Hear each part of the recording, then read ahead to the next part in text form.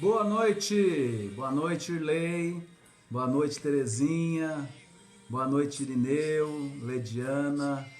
Como é bom saber que vocês estão aí do outro lado, né? Dessa nossa vida virtual, né? Estamos bem com a graça de Deus. Boa noite Paulo, Francelino, irmão Pedro, Denise e o povo de Deus que vai chegando, se reunindo para juntos meditarmos na palavra de Deus.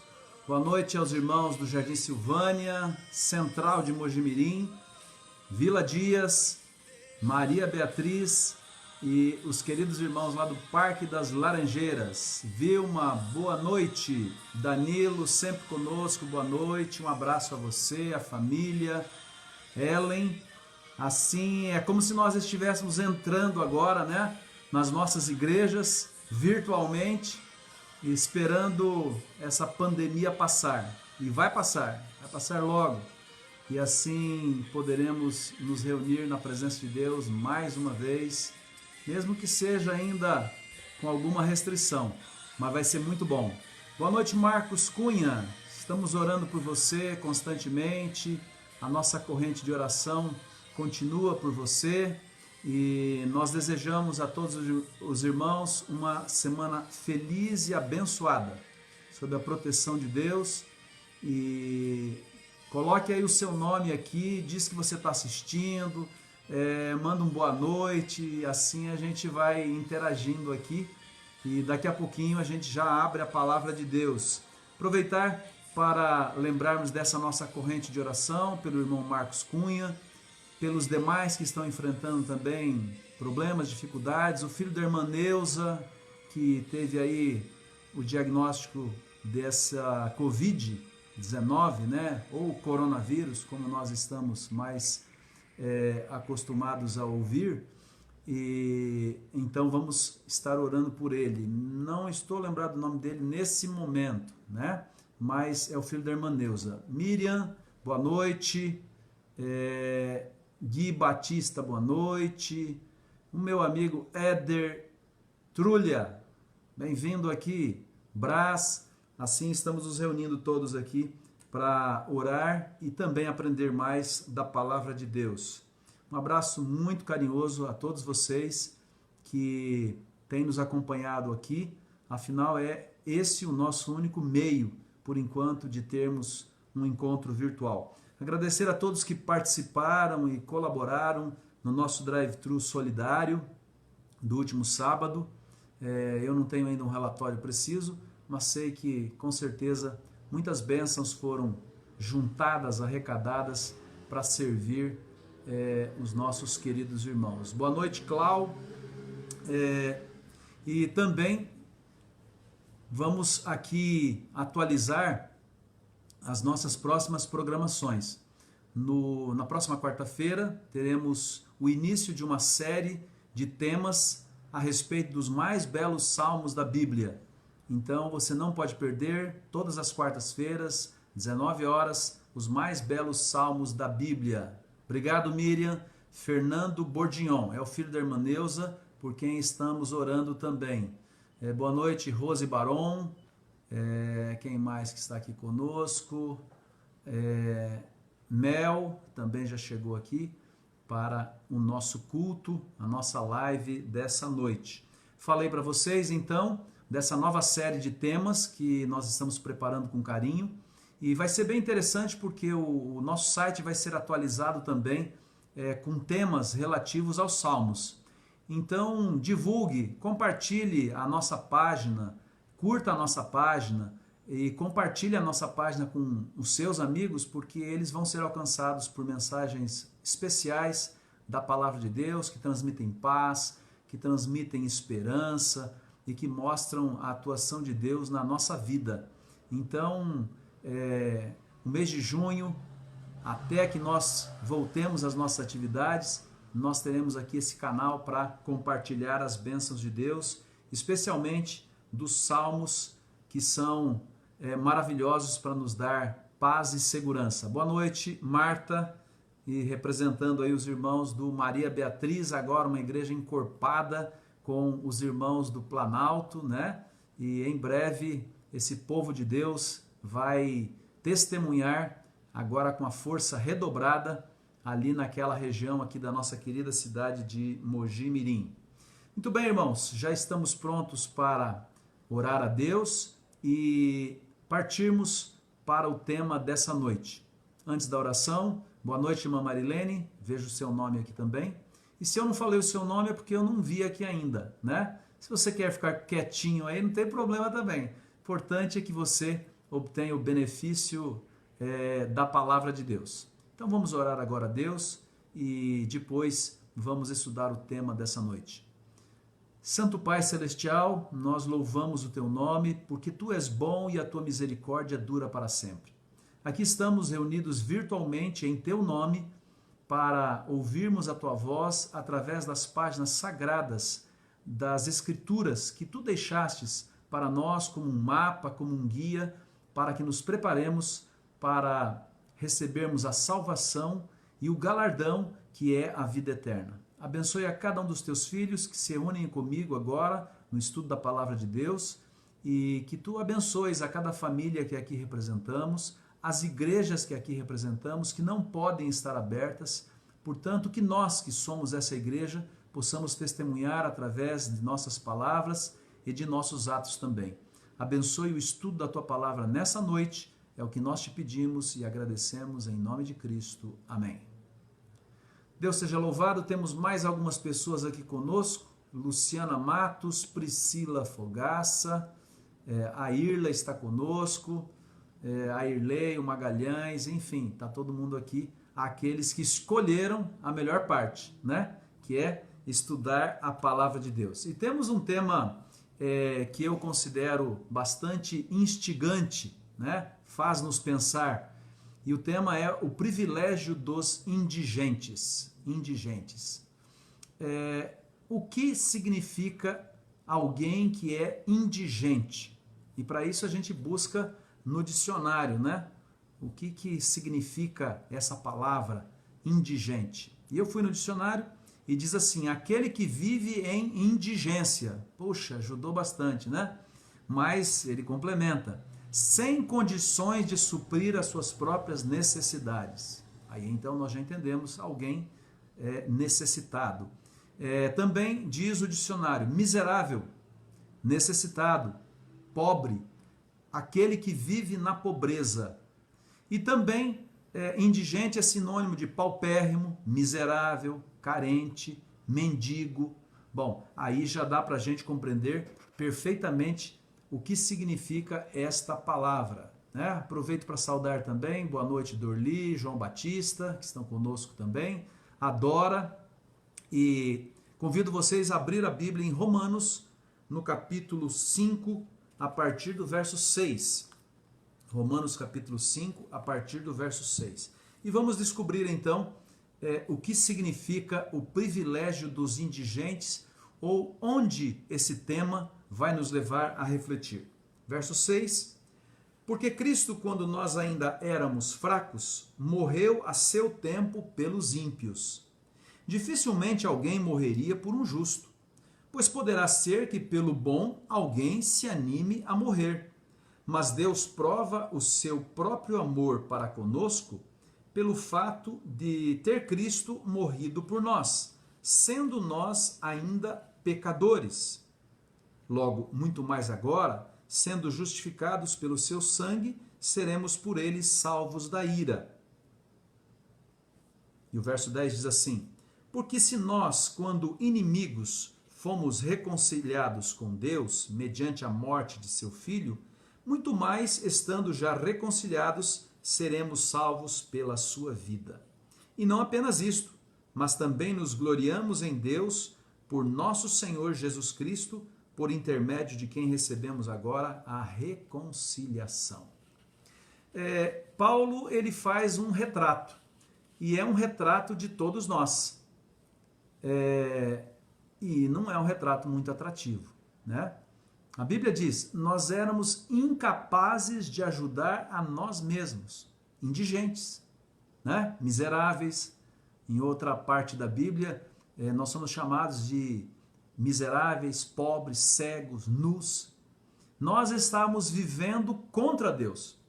Então, pecadores, inimigos de Deus, e por tais pessoas que somos nós, Jesus veio e deu o seu sangue precioso para que nós fôssemos salvos.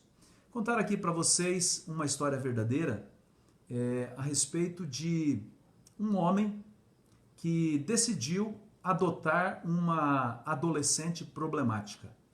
Ele leu no relatório e ela era uma menina destrutiva, desobediente, desonesta, mas alguma coisa tocou o seu coração e ele disse, eu vou adotar essa menina, eu vou dar a oportunidade para que ela tenha uma vida diferente, para ela ter oportunidades diferentes. E, portanto, ele chamou aquela menina, arredia, e disse, a partir de hoje, você é a minha filha. Como vocês sabem, né, às vezes uma mensagem como essa toca o coração e às vezes não. Como ela era e tinha aquela índole destrutiva, um dia ela veio da escola para casa antecipadamente, deixou as aulas e revirou tudo à procura de dinheiro. Quando ele chegou, ela já se fora, mas a casa estava de pernas para o ar. Faltava ali não apenas um pouco de dinheiro, mas também alguns eletrodomésticos, enfim, tudo que poderia gerar algum tipo de recurso, ela tinha carregado aquilo que tinha conseguido. Ele ficou muito chateado, ficou triste, porque na verdade ele queria dar para ela um futuro. E logo os amigos insistiram para que ele não finalizasse a adoção, porque a demonstração já deixara clara que ele teria problemas na educação daquela adolescente. Deixa ir, aconselharam, afinal, ela realmente não é a sua filha? A resposta dele foi simples assim, sim, eu sei, mas eu disse para ela que ela, a partir daquele momento, era a minha filha. Veja, não era pelos atributos daquela menina que aquele senhor decidiu adotá-la.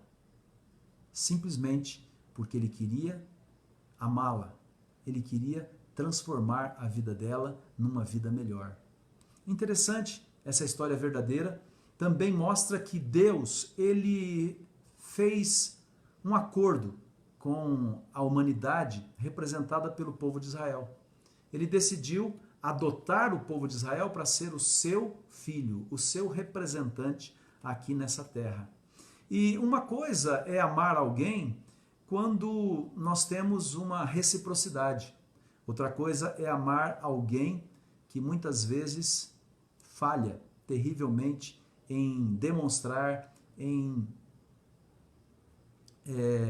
retornar de alguma forma este amor.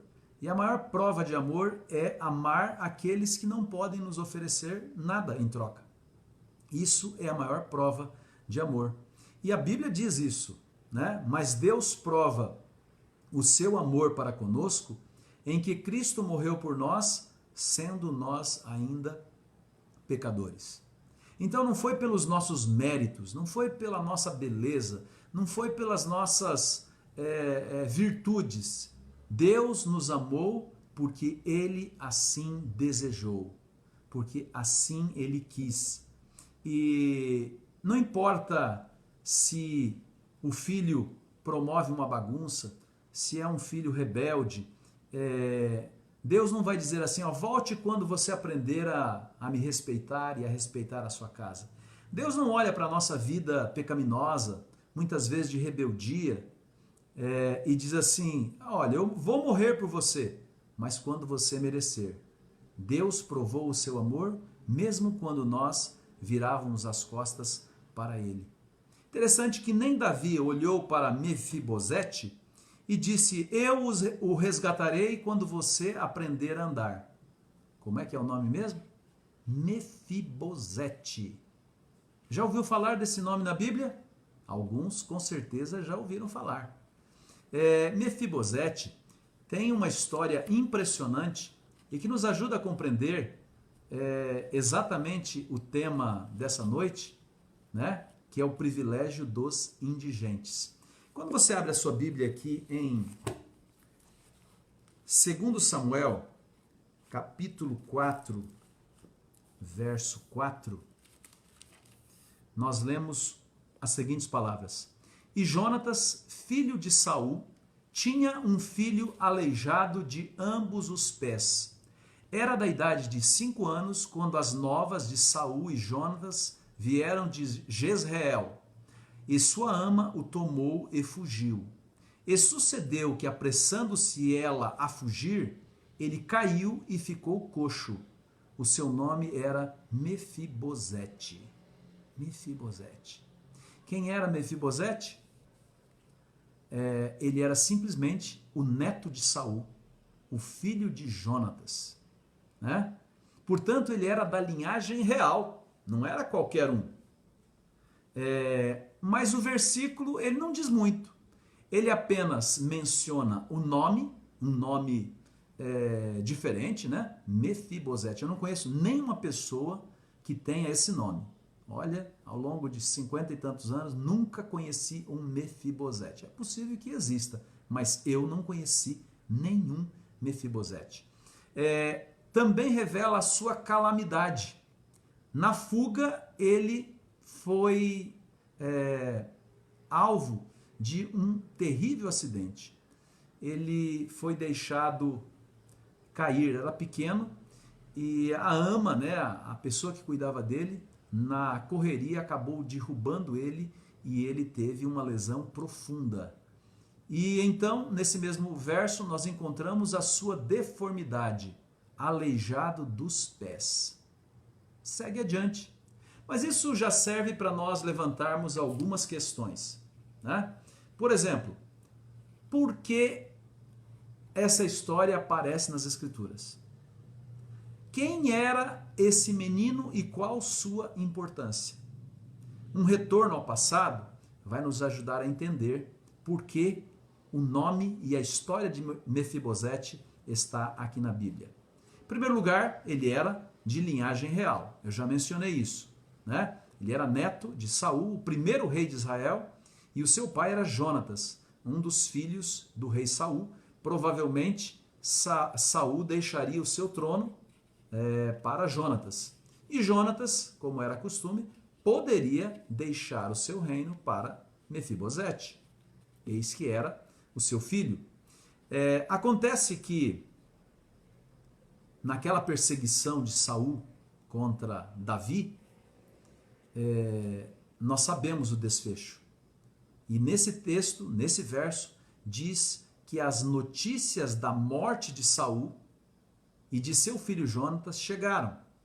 Ora, naqueles dias, quando um novo rei assumia, tomava posse, era costume ele demarcar o seu domínio, exterminando a família do seu antecessor, para que ninguém resolvesse assim, olha, vamos voltar ao velho reinado, tem aqui um que é descendente direto do antigo mandatário, do antigo rei. E se Davi procedesse dessa forma, é claro que Mefibosete seria um dos primeiros da lista a ser exterminado. Com toda razão, aqueles que sobreviveram da família de Saul fugiram para preservar a sua vida, e na precipitação, aquele pequeno menino, como a gente diz, pagou um grande preço. Na queda, ele teve as suas pernas irremediavelmente danificadas e ele ficou aleijado. Ele seria aleijado pelo resto de sua existência. Se essa história começa a lhe parecer familiar, é porque é verdade. Porque eu e você temos muito a ver com Mefibosete. Por quê?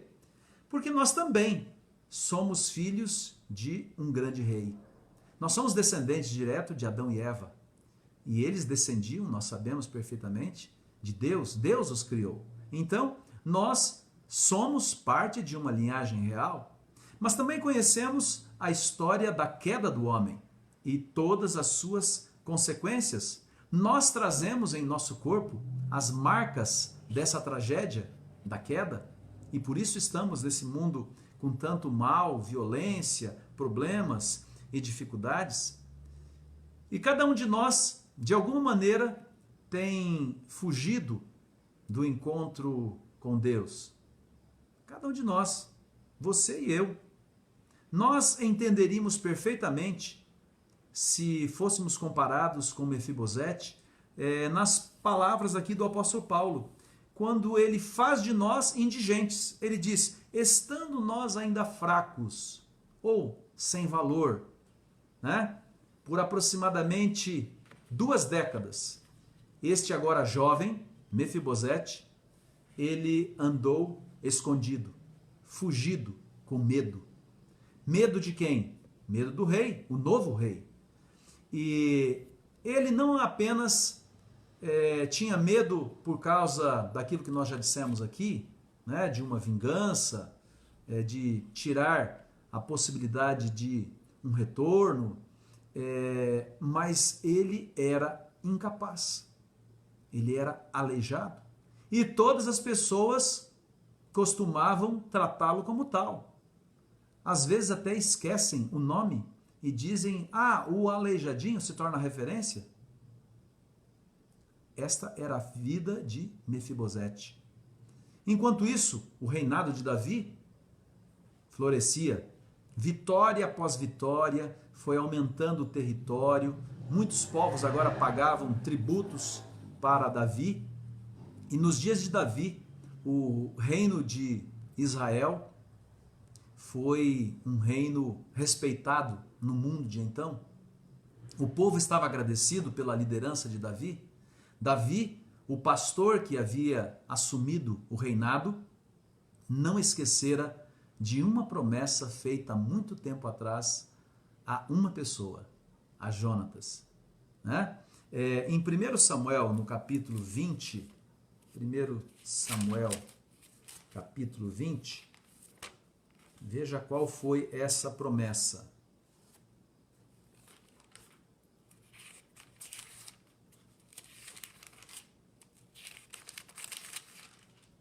1 Samuel, capítulo 20, verso 17. Jonatas fez jurar a Davi de novo, pelo amor que este lhe tinha, porque Jonatas o amava com todo o amor da sua alma. Aqui surge a legendária amizade, que encontrou a prova máxima no dia em que Davi soube que Saul estava tentando matá-lo. E Jonatas empenhou-se em salvar a vida de Davi. Veja só, né? Jonatas era o possível herdeiro do trono e Davi seria um concorrente. Mas, pelo amor que desenvolveram naquela amizade, os dois se respeitavam, se amavam e Jonatas procurou proteger o amigo, mesmo de seu próprio pai. Fizeram assim uma aliança. Aqui no capítulo 20, verso 15 e 16, diz assim: nem tampouco cortarás jamais da minha casa a tua bondade, nem ainda quando o Senhor desarraigar da terra todos os inimigos de Davi. Assim fez Jonatas aliança com a casa de Davi, dizendo: vingue o Senhor os inimigos de Davi. Interessante que Jonatas, ele já sabia que Deus havia escolhido Davi para dar continuidade ao reinado de seu pai Saul. E ele, então, faz uma aliança com Davi dizendo: olha, se eu não puder te ajudar ou continuar vivo, você não esqueça de cuidar daqueles que são a minha descendência. Né? E Davi jurou. Portanto, agora que Davi não estava na guerra, Davi estava com o reino apaziguado, em 2 Samuel, no capítulo 9, veja só, 2 Samuel, capítulo 9, aconteceu algo interessante. Davi, um rei poderoso, 9, verso 1, diz assim: disse Davi: resta ainda, porventura, alguém da casa de Saul, para que eu use de bondade para com ele por amor de Jonatas? Eu posso imaginar, e você também, que ao Davi andar ali pelo seu palácio, né, com todas as honrarias reais, ele nunca esqueceu do seu amigo Jonatas. Quem sabe até passou pela cabeça dele, puxa, se Jonas não tivesse me ajudado, eu nunca teria chegado onde estou. E ele lembra agora de uma aliança feita com Jonatas, o seu grande amigo. E ele então pergunta, tem alguém da casa de Jonatas, da casa de Saul, né, que eu possa ser benevolente? Tem alguém? Da mesma forma que Davi fora ajudado, ele queria agora fazer a mesma coisa. E logo alguém falou assim, olha, tem aí alguém que pode dar essa informação. E então aqui no verso 3 e 4, nós lemos assim, 2 Samuel 9, 3 e 4. Disse-lhe o rei, não há ainda alguém da casa de Saul para que eu use da bondade de Deus para com ele? Então Ziba respondeu ao rei, ainda há um filho de Jonatas, aleijado de ambos os pés. E onde está? Perguntou-lhe o rei. E Ziba lhe respondeu, está na casa de Maquir, filho de Amiel, em Lodebar. Quem morava em Lodebar? Né? Mefibosete, escondido ali, longe das vistas do rei. Nem poderia imaginar que o rei soubesse da sua existência e muito menos do seu paradeiro.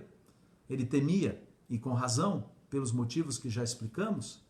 Interessante que o apresentam, né, sempre com a sua debilidade.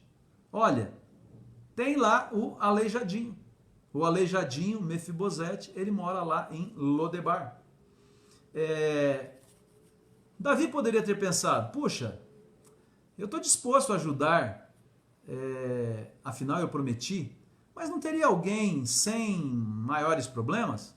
Porque como que eu vou ajudar alguém que não pode andar? Que serventia teria ele sem saúde, sem educação, sem treino? Afinal, que aparência tem ele?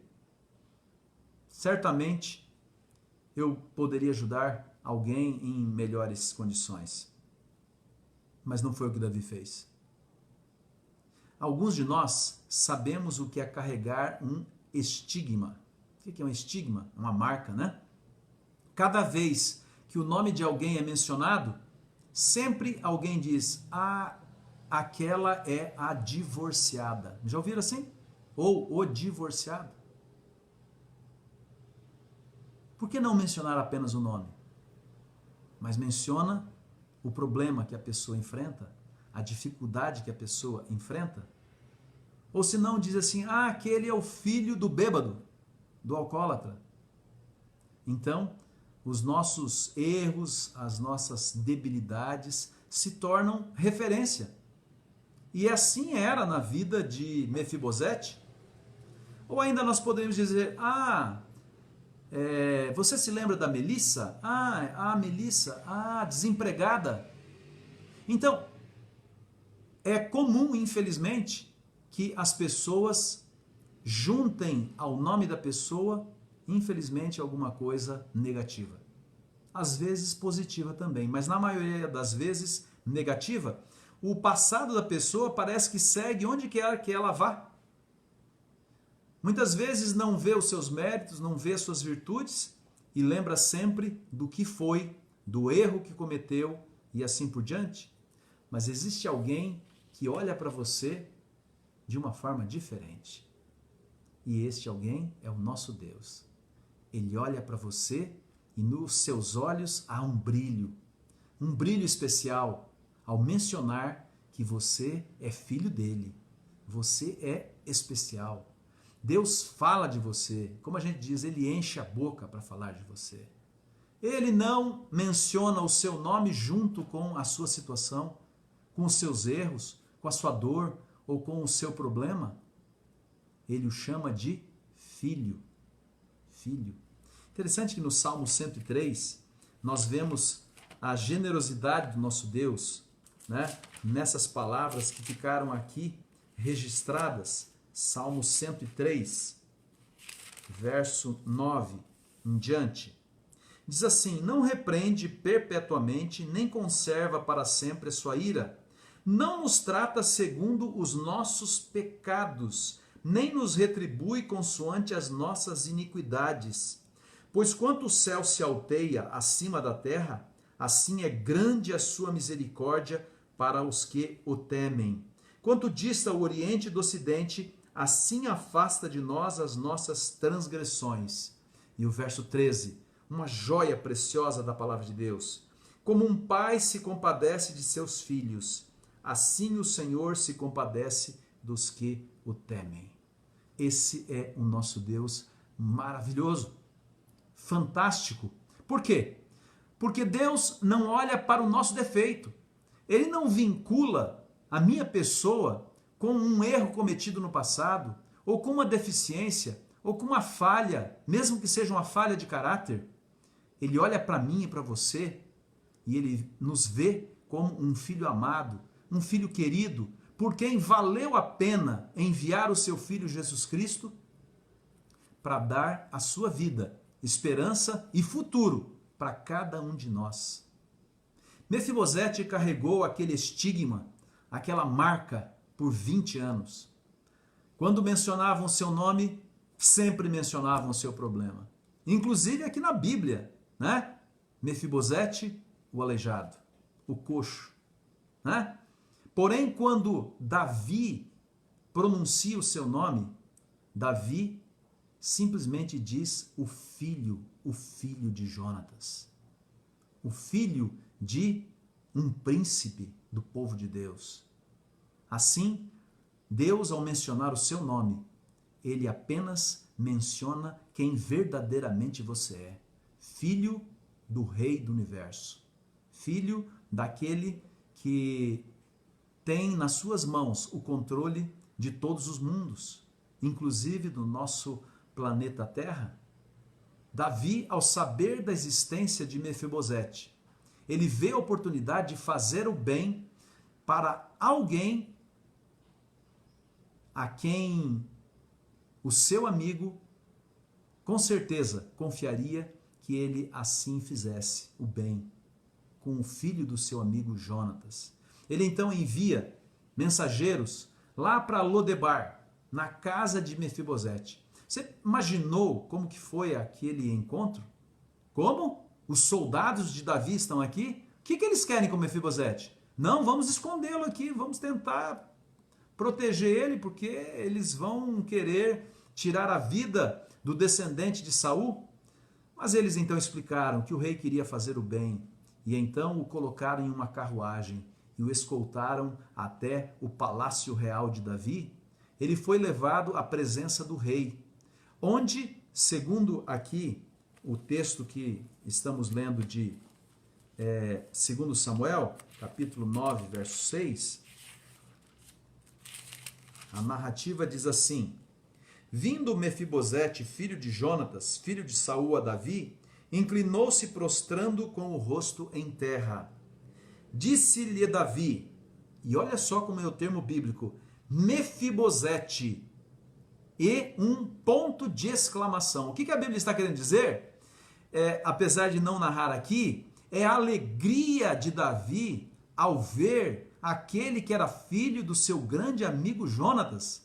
Davi não olha para alguém que quem sabe estava carregado, eu não sei naquele tempo se existia uma forma de ajudar alguém que era coxo, se tinha uma cadeira, hoje temos cadeiras até motorizadas, mas não sei naqueles dias, nós estamos falando de 3.000 e tantos anos atrás. É possível que as pessoas estivessem com Mefibosete em seus braços, carregando?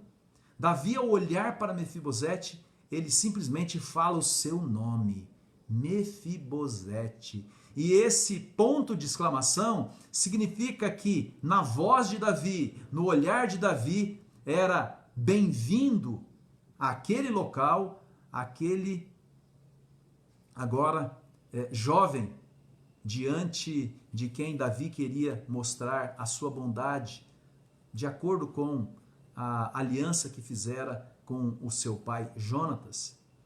Com certeza, Mefibosete ainda estava amedrontado, ele se prostra em terra, humildemente, o seu temor era compreensível, mas Davi, depois de chamá-lo pelo nome, Sabe o que Davi diz? Davi diz assim, olha só, verso 7. Não temas, porque usarei de bondade para contigo por amor de Jonatas, teu pai, e te restituirei todas as terras de Saul, teu pai, e tu comerás pão sempre à minha mesa. Não é fantástico? Vivia escondido, mas agora, pelo generoso coração de Davi, ele se torna alguém bem-vindo à casa real. Mefibosete, se não houvesse os problemas que nós sabemos que houve no passado, ele teria direito legítimo de estar aqui nesse palácio real, mas agora não era o seu avô o rei, não era o seu pai, na verdade eles já tinham morrido, ele era vamos dizer assim, um perdido da vida, um fugitivo, e agora Davi o chama pelo seu nome e diz, não temas, eu vou usar de bondade para com você, por amor a Jonatas, e vou restituir todas as terras do seu avô. Vamos dizer assim, de um pé rapado, Mefibosete se torna um proprietário de terras. E supremo privilégio, você vai comer na minha mesa, com os meus filhos. Você agora é considerado meu filho também. E tudo que os meus filhos têm de bom à mesa, você também terá. Sim, queridos, Mefibosete foi encontrado, resgatado. Mas ele precisava ainda de uma garantia, a garantia do rei, que tudo aquilo era verdade. A Bíblia diz que Deus prova o seu amor para conosco ao morrer por nós, sendo nós ainda pecadores. Deus provou o seu amor por nós através do sacrifício de Jesus Cristo, o seu Filho amado. No passado, Deus enviou profetas para pregar, mas agora, na plenitude dos tempos, Ele enviou o seu Filho para morrer. No passado, Deus comissionou anjos para ajudar. Agora, oferece o seu Filho para nos redimir. Quando trememos, quando temos medo pelas nossas imperfeições, pelos nossos pecados, Jesus aponta para o seu sangue derramado no madeiro e diz, não tenha medo, a vitória eu já obtive. Na cruz, você agora é um homem liberto, liberto do poder do mal, liberto de tudo aquilo que o prendia a um futuro tenebroso. O futuro que eu tenho para você é um futuro brilhante. Tem uma história verdadeira que nos ajuda a compreender melhor ainda o tema dessa noite, que diz que nos primeiros dias da Guerra Civil Americana, 1876, por aí, um soldado da União, ele foi preso e acusado de deserção. Ser acusado de deserção numa guerra significa sentença de morte. E então ele foi levado e sentenciado à morte. Ele não pôde provar a sua inocência, mas a sua apelação foi parar na mesa do presidente Abraham Lincoln. Lincoln, ele seria o único que poderia salvar aquele jovem da morte. E Lincoln, ao ver aquele jovem, ao ouvir a sua história, compadeceu-se daquele soldado. E ele assinou um indulto. Um indulto significava que ele não pagaria com a sua morte o preço daquela deserção pelo qual havia sido acusado. Aquele soldado agradecido, ele pediu a Lincoln que lhe desse a oportunidade de mais uma vez defender a nação. E Lincoln concedeu. E ele voltou ao campo de batalha e lutou bravamente. Mas numa das situações de uma guerra, ele infelizmente foi alvejado e foi morto naquela batalha. No bolso da sua camisa, quando foram ali encaminhá-lo para o sepultamento, eles encontraram uma carta. Era a carta de indulto de Lincoln, que o libertara da morte. cercando o coração daquele soldado, estavam as palavras de perdão do seu líder. Ele achara coragem na graça. E eu pergunto-me, quantos milhares e milhões um dia, lá no céu, também colocarão as suas coroas de vitória diante de Jesus, gratos por não merecer, mas felizes por estar ali e viver os dias felizes da eternidade. Sim, queridos, o nosso Deus é aquele que diz: não tenha medo. Não olha para as nossas imperfeições, não olha se nós somos aleijados espiritualmente, não olha pela nossa pecaminosidade, pelos nossos erros.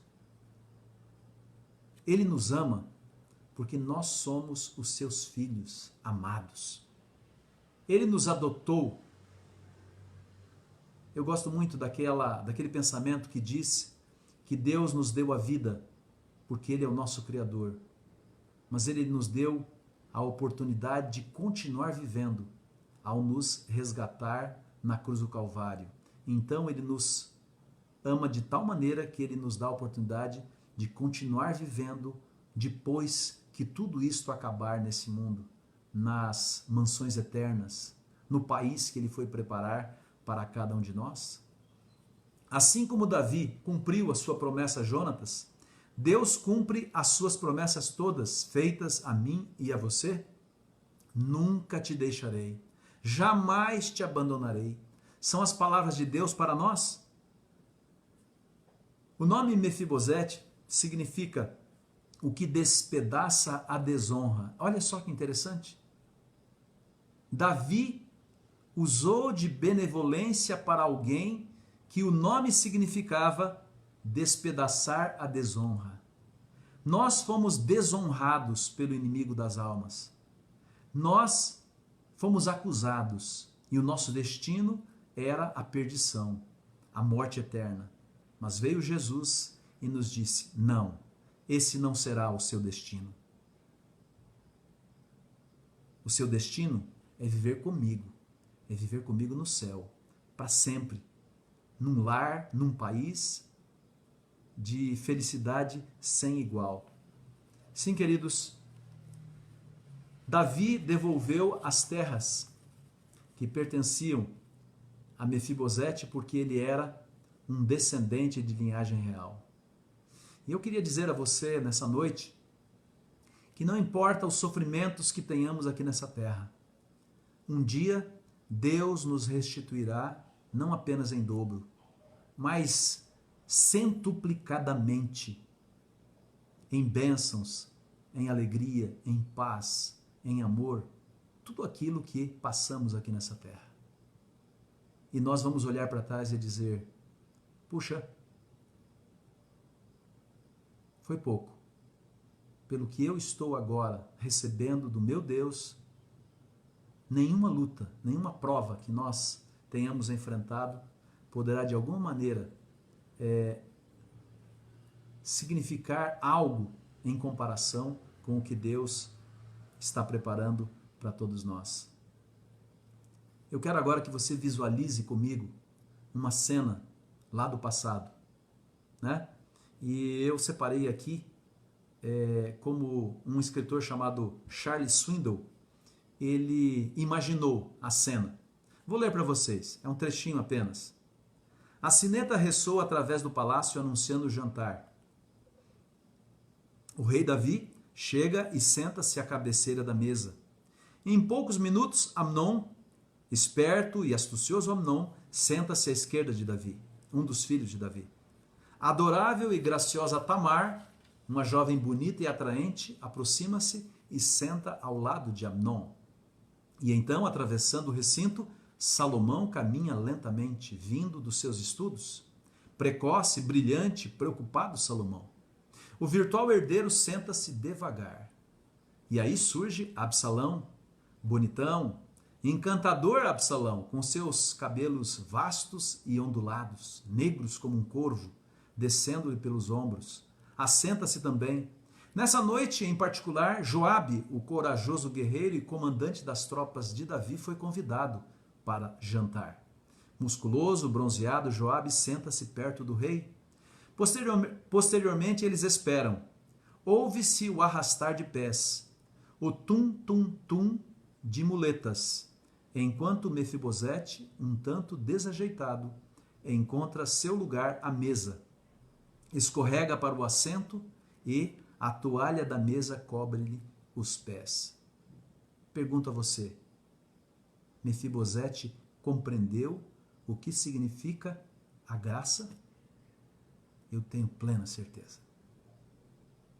Ele era alguém chamado para participar dos jantares, dos almoços, dos encontros na mesa do rei. E eu lhe pergunto, você vê nele similaridades com a nossa história? Imerecedores, pecadores, muitas vezes hipócritas, falsos. Não é bom nem a gente ficar falando, né? Porque tem tanta coisa que acaba servindo na nossa vida. Nós ficamos aleijados pela queda, a queda do pecado, desfigurados pelo pecado. Quando chegarmos ao céu, nós vamos encontrar Adão, e uma cena vai chamar a atenção de todos, porque Adão, ele vai olhar para a humanidade. Adão, de acordo com tudo o que a gente sabe, Adão, ele será um homem imenso, proporcional, Eva, e ele vai olhar para nós. Nós vamos ser os baixinhos da turma, porque nós nascemos depois de milênios de pecado, sofremos as consequências dos pecados. Mas nós somos descendentes do primeiro Adão, mas fomos resgatados pelo segundo Adão, Jesus Cristo. Somos todos parte da família de Deus. Deus não olha para a formosura de cada um de nós. Ele nos chama para si porque Ele nos ama, porque Ele prometeu e em breve Ele vai voltar. E embora às vezes cocheemos mais do que andamos, nós tomaremos o nosso lugar junto a outros pecadores, tornados santos, e partilharemos a glória de Deus. E nós seremos chamados as bodas do Cordeiro. Sim, nos assentaremos naquela imensa, gigantesca mesa, onde estarão ali todos os filhos de Deus, salvos, redimidos do pecado, de suas consequências. Olha, guarde isso na sua mente. Você não pode deixar o seu lugar. Você já tem um lugar marcado. E eu posso até imaginar que quando chegar no céu, quem sabe o seu nome vai estar escrito. Antes de você receber o novo nome, estará lá, né? O seu nome, Ellen, o seu nome, Pedro, o seu nome, Jonas, o seu nome, Éder, o seu nome, Marilene, né? Estará lá. É o seu lugar. É o lugar de filhos de um rei que prometeu: eu voltarei para buscá-los, para viver comigo para todo sempre. E quando nós lá chegarmos, com a graça de Deus, nós não teremos dificuldades nenhuma em reconhecer aquele que tanto nos amou. Como diz em Efésios, capítulo 1, verso 3, bendito o Deus e Pai de nosso Senhor Jesus Cristo, o qual nos abençoou com todas as bênçãos espirituais nos lugares celestiais em Cristo. Todas as bênçãos estão à nossa disposição. Todas. Bênçãos físicas, mentais, espirituais, emocionais. É só chegarmos e dizer: estou aqui, preciso, eu tenho direito, não pelo meu valor, mas pelo valor daquele que tanto me amou. João 1, verso 16 diz: e todos nós recebemos também da sua plenitude com graça sobre graça. O que é graça? Graça é algo imerecido que nos é outorgado. É alguma coisa que, por isso que tem o famoso de graça, né? De graça você não fez nada para receber aquilo.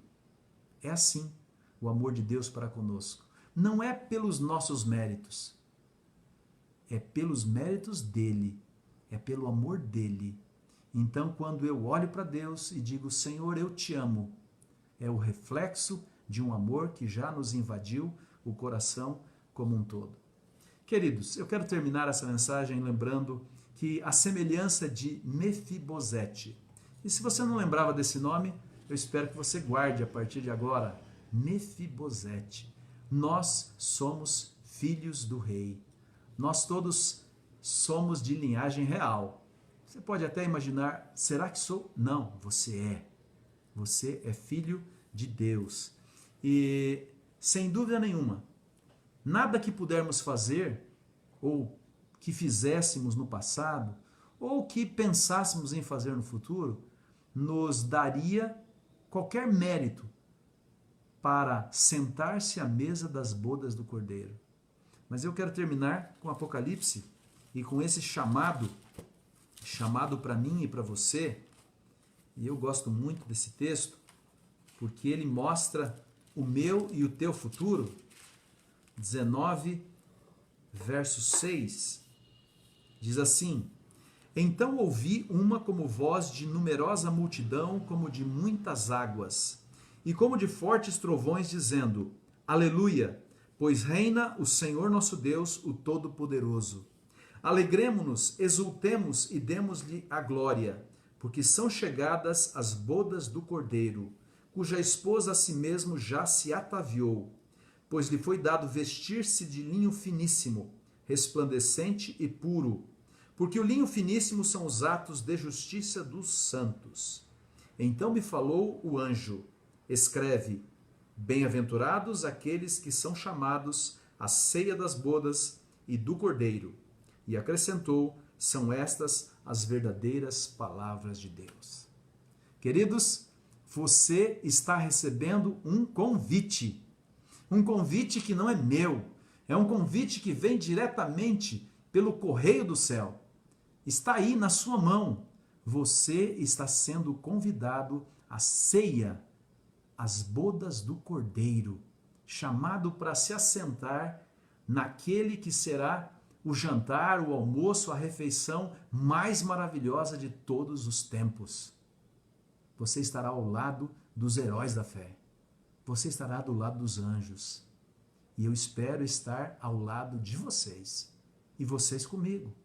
E os nossos familiares. E os membros das nossas igrejas.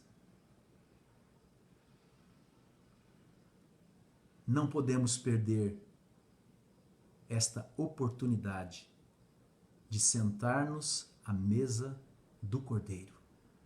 Nós estaremos ali representando aqueles que foram salvos por Cristo Jesus. Quero orar por você, para que Deus nos dê esse privilégio, não merecido. Nós somos os Mefibosetes, né? Fomos derrubados pelo inimigo. Ele nos quebrantou. Ficamos aleijados, ficamos despedaçados. Mas pelo amor que Deus tem por nós, pelas suas promessas, nós somos chamados por Ele agora de filhos, herdeiros, herdeiros do reino eterno. Incline sua fronte, feche seus olhos. Eu quero agradecer e louvar a Deus por essa mensagem que nos vem de sua santa palavra. Deus eterno, nós estamos aqui reunidos virtualmente em teu nome. E o nosso coração, mais uma vez, foi enternecido pela história que nos vem das Escrituras de Mefibosete. Essa história está nas Escrituras para que um dia como o dia de hoje, a nossa fé pudesse ser renovada, para que nós reconhecêssemos que, apesar de indignos e pecadores, tu tens um futuro maravilhoso para todos nós. Tu tens o galardão a oferecer àqueles que aceitarem o teu convite de graça, o teu convite maravilhoso, para que sejamos salvos de um mundo pecaminoso, para que possamos sentar-nos à tua mesa, a mesa do Cordeiro. Ó Senhor, nós queremos estar lá. Que nenhum de nós falte naquele dia e que a nossa família também possa lá estar. Os nossos queridos irmãos e muitas outras pessoas que precisam ouvir e receber esse convite também. Dá-nos uma semana feliz na tua companhia. Nós louvamos e engrandecemos o teu nome e te agradecemos por tudo, em nome do Senhor Jesus. Amém. Sim, queridos, mais uma vez tivemos essa oportunidade maravilhosa de ouvir a palavra de Deus. Eu quero deixar com vocês uma bênção muito especial. E você já deve ter ouvido essa música. Então, enquanto você ouve essa bênção de Deus, né, a gente vai se despedir aqui. Mas quarta-feira tem mais. Quarta-feira começamos os mais belos salmos da Bíblia. E vamos começar com o Salmo 1 e o Salmo 119. É uma conexão entre esses dois salmos. Eu espero vocês na quarta-feira, às 19 horas. E fiquem então com essa bênção maravilhosa, esta música. E enquanto você ouve essa música, nós vamos nos despedindo. Até o nosso próximo encontro.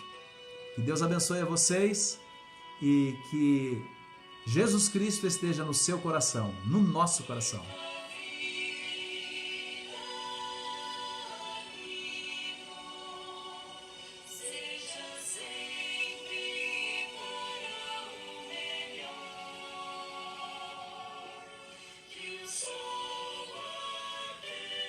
Boa noite, Jonas.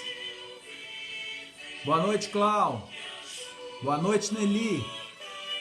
Boa noite, Irley. Boa noite, Marcos. Boa noite, Dorli, Ellen, Denise, Pedro, Beth, Dora, Marilena, Vilma,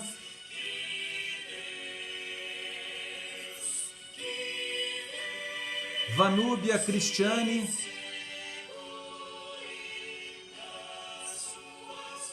que Deus te segure em suas mãos.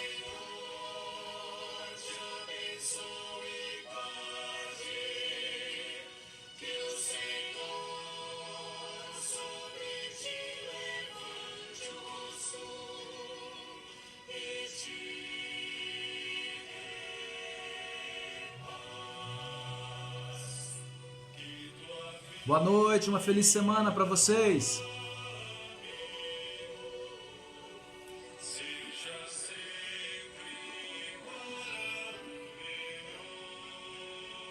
Boa noite, Eduardo. Marisa, Joelma. Lediana, boa noite.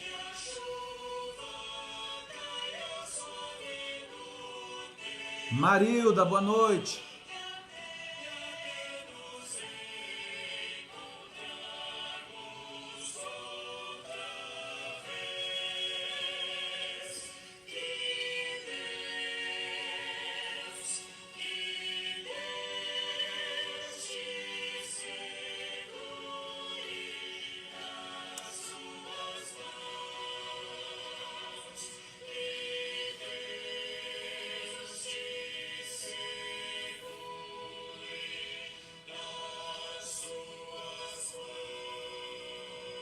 Amém, amém.